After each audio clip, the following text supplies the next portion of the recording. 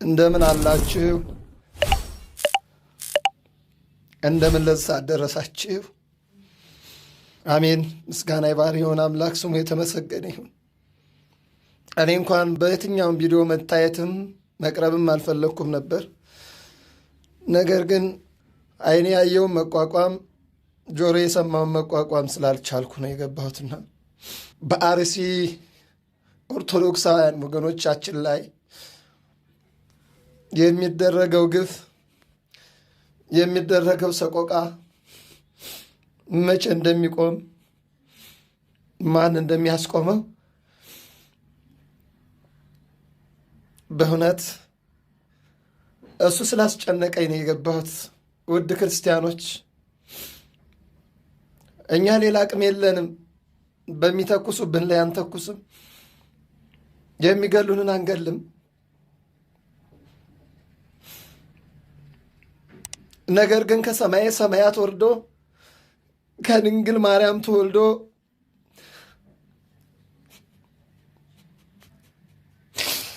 የሞተላቸውን ክርስቲያኖች እግዚአብሔርን ንቆ የእግዚአብሔርን ፍጥረት ማጥፋት ተገቢ አይደለም። ሰው ከንቱ ነገርን ይመስላል። ዘመንም ያልፋል፣ እናንተም ታልፋላችሁ። ዘር እየጠየቃችሁ፣ ብሔር እየጠየቃችሁ፣ ሃይማኖት እየጠየቃችሁ የእግዚአብሔርን ልጆች እያሰደዳችሁ የምትገድሉ እውነት እንደ ዳታንና አቤሮን ምድር ተከፍታ ተዋጣችሁ፣ ምድር ተሰንጥቃ ተዋጣችሁ። እናንተ የሰው ደም የምታፈሱ፣ እናንተ በሰው ደም ላይ የምትረማመዱ የመስቀሉ ጌታ ምድሪቱን ከፍቶ ይዋጣችሁ። የካህናቱ አምላክ ምድሪቱን ከፍቶ ይዋጣችሁ። ሌላ ምንም አቅም የለኝም። ምን ጠየቋችሁ? ምን ፈለጉባችሁ? 100 ዓመት ቤተ ክርስቲያን 100 ዓመት የቆየ የክርስቲያኖችን ማምለኪያ ያቃጠላችሁት ምን አደረጋችሁ? ቤተ ክርስቲያኑ ምን አደረጓችሁ? ክርስቲያኖቹ ምን አደረጓችሁ? አባቶቻችን ምን አደረጉ? ምን ወሰዱባችሁ? ስልጣናችሁን ወሰዱባችሁ። ምናችሁን ነኩ? ምናችሁን ተቀናቀኗችሁ? እውነት እላችኋለሁ ሰማይና ምድር ያልፋል። የሚገለው ይገደላል፣ የሚጠፋውም ይጠፋል። ያጠፋዋል እግዚአብሔር። ክርስቲያኖች አይዟችሁ፣ ጠንክሩ። ሰው ባይደርስላችሁ፣ እኛ ባንደርስላችሁ፣ ማንኛውም አካል ባይደርስላችሁ፣ እናንተን የፈጠራችሁ ጌታ ግን አይተኛም፣ አያንቀላፋም፣ ይደርስላችኋል። እናንተ ሰማዕት ናችሁ። እኛማ በደለኞቹ ኃጢአተኞቹ ይህን ዕድል የት እናገኘዋለን? እናንተ ዕድለኞች ናችሁ። እናንተ ቅዱሳን ናችሁ። እናንተ የተባረካችሁ ናችሁ። አይዟችሁ ልጆቼ፣ ጠንክሩ። ምን አቅም አለኝ? ምን ላግዛችሁ? ምን አቅም አለኝ? ምን ብዬ ልውጣ? ምንስ አቅም አለኝ? ምን ብዬ ልናገርላችሁ? እንዴት ስልሆንላችሁ? የኔ አባትነት ከንቱ ነው። እምባዬም ቢሰማ ለመድኃኔዓለም ነገርኩላችሁ። ደም የሚያፈሱ ሰይፍ የሚመዙ በሰይፍ ይጠፋሉ። እናንተ ግን ክርስቲያኖች ናችሁ። ጽኑ፣ ጠንክሩ፣ አይዟችሁ። አሁን እከሌ ይደርስላችኋል፣ እከሌ ይመጣላችኋል አልላችሁ። እኔም እመጣላችኋለሁ አልላችሁ። አቅሜ የለኝ። የመስቀሉ ጌታ እሱ ያጽናችሁ። በመስቀል ላይ የዋለው ጌታ እሱ ያጽናችሁ። እናንተም ብሎ የመጣው ጌታ እሱ ያጽናችሁ። ሰው ብሎ የመጣው ጌታ፣ የተገረፈልን ጌታ፣ 666 ግርፋትን የተገረፈላችሁ አምላክ እሱ፣ በደሙ ያዋጃችሁ አምላክ፣ በደሙ ያቋማችሁ አምላክ፣ በደሙ የመሰረታትን ቤተ ክርስቲያን ያቃጠሉትን ዝም የሚላቸው እንዳይመስላችሁ። ሕንፃውን አይደለም ያልኩት፣ ሕንፃውስ ነገ ይሰራል። ለሕንፃው አላለቅስም እኔ። ኃያል ነው የምሥራች አብሳሪው ቅዱስ ገብርኤል። አይደለም ለራሱ ለሰው ይተርፋል። ታምረኛው ቅዱስ ገብርኤል ሥራውን ይሠራል። አናርድም፣ እንታረዳለን፣ አንገልም፣ እንሞታለን። ይሄን አባቶቻችን አውርሰውናል። ግን አንድ ሁነት ልንገራችሁ፣ ከእናንተ ያነሰ ጉልበት ኦርቶዶክሳውያን የላቸውም። ኦርቶዶክሳውያን መግደል ስለማይፈልጉ እንጂ ከእናንተ ያነሰ አቅም የላቸውም። ከእናንተ እጥፍ ይበልጣሉ። ነገር ግን አይገሉም፣ ይሞታሉ። ምንጊዜም ወደ ሰማይ የማትወጡ በአምላካችሁ ፊት የማትቀርቡ ገላችሁ ወደ ሲኦል የምትገቡ ሀገራችሁን መኖሪያችሁን በሲኦል ስለሆነ የእግዚአብሔር መንግሥት የሚፈልግ ግን አይገልም። እውነት ነው፣ ግደሉ፣ መንግሥቱን አታገኙ። እውነት ነው፣ ጅሃድ አውጁበት፣ ግደሉን። መኖሪያችን በሰማይ ነው። ሰብእሰ ከንቶ ይመስል ወመዓልኒ ከመ ጽላሎት ይሃልፍ። እናንተም ታልፋላችሁ፣ እናንተም ትጠፋላችሁ፣ እናንተንም ምድር አፏን ከፍታ ትውጣችኋለች። እንኳን ደስ አላችሁ፣ የክርስቲያኑን ደም ስላፈሰሳችሁ፣ ቤተ ክርስቲያን ስላቃጠላችሁ እረካችሁ፣ ደስ አላችሁ። ካህናትን ሰቅላችሁ በገመድ አስራችሁ ቁልቁል ሰቅላችሁ ስላረዳችሁ ደስ አላችሁ። እኛ ግን አሳልፈን ለእሱ ሰጥተናችኋል። እሱ ይበቀላችኋል፣ እሱ ይበቀላችሁ። ኃይላችን እሱ ነው። የመስቀሉ ኃይል ይበቀላችሁ። ሌላ ምንም አቅም የለኝ። ክርስቲያኖች አይዟችሁ። ኦርቶዶክሳውያን በእውነት አባቶቻችን ጳጳሳቱ እያለቀሱላችሁ ነው። በዛሬው ጊዜ በእውነት የስተዛሬው ለየት ያለ ነው። የዛሬው ለየት ያለ ነው ከስተዛሬውም። በየቦታው አባቶቻችሁ እያለቀሱላችሁ ነው። ትልልቅ አባቶች እንባቸውን እያፈሰሱላችሁ ነው። እንደኛ ያለው ሳይሆን ትልልቁ አባቶች እንባቸውን እያፈሰሱላችሁ ነው። አይዟችሁ፣ ጠንክሩ።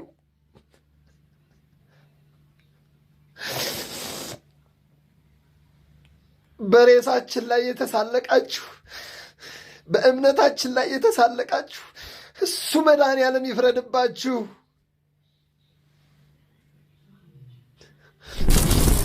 ጽኑ ክርስቲያኖች፣ ጠንክሩ። እምነታችሁ እንደ ክር ቢቀጥንም አይበጠስም። አይዟችሁ። የሞቱት አባቶቻችሁ ከአምላካቸው ታረቁ እንጂ አልሞቱም። የሞቱት እህቶቻችሁ ከአምላካቸው ጋር ሆኑ እንጂ አልሞቱም። አይዟችሁ፣ ዳግም ትንሣኤ አለ። አይዟችሁ፣ ጥኑ፣ ጠንክሩ። ወደ ሰማይ አምላካችሁን ለምኑ።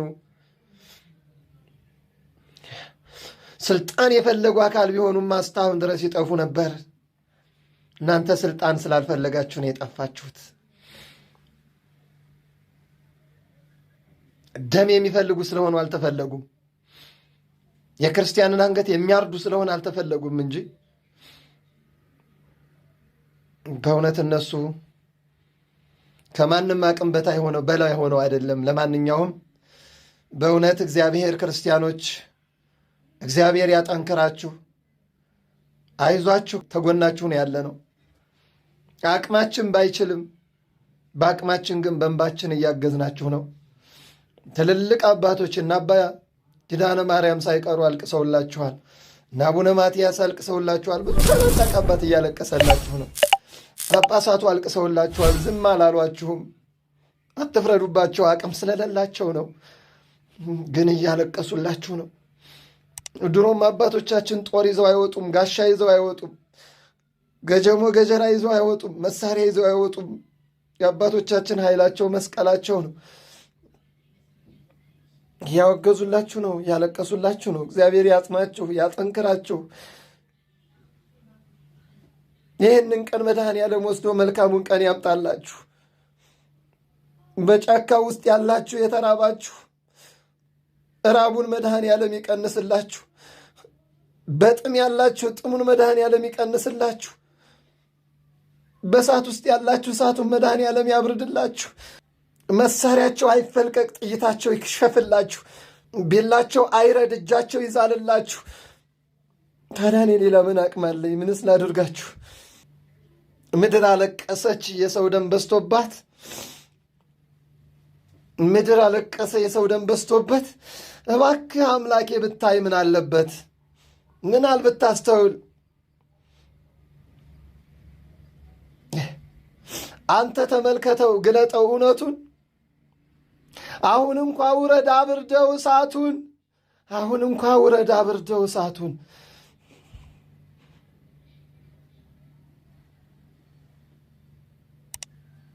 ታረዱ ልጆች የተሰቀሉ መቱን። አሁን እንኳ ውረድ አብርደው እሳቱን። እግዚአብሔር ያጠንክራችሁ፣ እግዚአብሔር ያበርታችሁ። በደህና ዋሉ። Today I stand before you with a heavy heart as a human being who cannot ignore the suffering of our people. How long will RC suffer? How many more must die? How many more churches must burn? ዛሬ ልቤ በከባድ ሐዘን ተሞልቶ ከፊታችሁ ቆሜያለሁ። የሰዎቻችንን ስቃይ ዝም ብሎ ማለፍ እንደማልችል እንደ አንድ የሰው ልጅ ነኝ። የአርሲ ሕዝብ እስከ መቼ ነው የሚሰቃየው? ሌላስ ምን ያህል ሰው መሞት አለበት? ምን ያህል ቤተ ክርስቲያንስ መቃጠል አለባቸው? እኔ ዝምታን መምረጥ አልችልም። ይህ ዝም ብሎ ተራ ሁከት ብቻ አይደለም። ይህ የታሪካችን የእምነታችንና የሕዝባችን መጥፋት ነው። እኔ የምናገረው ለንጹሐኑ ነው። እኔ የምናገረው ለጠፉት ወገኖቼ ነው። እኔ የምናገረው ስለተቀጠፈው የንጹሐን ሕይወት፣ ስለፈራረሰው እያንዳንዱ ቤተሰብ ነው። ድምፅ ለሌላቸውና ሰለባ ለሆኑ እጮኻለሁ። እናም በፍርሃት ውስጥ ለሚኖሩ ማህበረሰብ ድምፅ ሆናለሁ። ከእንግዲህ መናገር ለማይችሉት ድምፄን ከፍ አደርጋለሁ። እኔ ዝምታን መምረጥ አልችልም። ለሰላም፣ ለፍትህና ለሰብአዊነት ልንጠራ ይገባል። እባካችሁ ቤተክርስቲያናችንን አትንኩብን። ማረፊያዎቻችን ናቸው፣ መደበቂያዎቻችን ናቸው፣ ሰላም ማግኛዎቻችን ናቸው። ልጆቻችንን አትንኩብን እባካችሁ። ቤተክርስቲያናችንን ተውልን። ፕሊዝ ቤተክርስቲያኖቻችንን አትንኩብን። ማረፊያዎቻችን ናቸው፣ መደበቂያዎቻችን ናቸው፣ ሰላም ማግኛዎቻችን ናቸው። እባካችሁ ቤተክርስቲያኖቻችንን ተውልን፣ ልጆቻችንን አትንኩብን። Let Ethiopia help, please. አይዞሽ እናት ሀገር ቀና አለው እግዚአብሔር፣ ቀና ያደርግሻል ያቆምሻል በክብር። ዛሬ የምታዩ ጭንቅና መከራ ዳግመኛ አታዩም። እግዚአብሔር ሲሰራ በምን ቀና ልበል? በምንስ ልጽናና? በሰላም የወጣ ሲሞት በጎዳና ድንጋይን ያነሳው ቃየል በወንድሙ ምን አስደስቶት ነው ሞትና ሕመሙ? አይዞሽ እናት ሀገር ቀና አለው እግዚአብሔር፣ ቀና ያደርግሻል ያቆምሻል በክብር። ዛሬ የምታዩ ጭንቅና መከራ ዳግመኛ አታዩ። እግዚአብሔር ሲሰራ ዛሬም የኦርቶዶክስ ተዋሕዶ ልጆች በአርሲ ክልል ላይ እየተገደሉ ነው፣ እየታረዱ ነው፣ በቁማቸው እየተቃጠሉ ነው፣ እየተሰደዱ ነው። ከ100 ዓመት በላይ ያስቆጠረች ቤተክርስቲያንና ገዳማት እየተቃጠሉ ነው። ጥያቄው እስከ መቼ ነው? እስከ መቼ ነው? ስንተኛ ጊዜያችን ነው አርሲ ክልል ላይ የኦርቶዶክስ ተዋሕዶ ልጆች ተገደሉ ሲባል የሰማነው? እዛ አካባቢ ያላችሁ የጸጥታ አካላት፣ የሃይማኖት አባቶች ዝምታው እስከ መቼ ነው? ቤተክርስቲያን ተነካች፣ እኛ ከነካን ጥቁር ለብሳችሁ ውጡ ስትሉን ወጣን አይደለም? አሁን ደግሞ በተራችሁ እናንተ ድምፁ ማትችን ቤተክርስቲያን እናንተ እኮ ናችሁ ተወካዮቹ። ለሚመለከተው አካል ሞት ይቁም ሞት ይብቃን ብላችሁ ለምንድነው ድምፅ ማትሆኑት? መንግስት ይህንን ነገር ለምን አታስቆመልን? ከአንተ አቅም በላይ አይደሉም እነዚህ ሰዎች። ከመንግስት ከህግ በላይ የሆነ ሰው የለም እዚህ ምድር ላይ።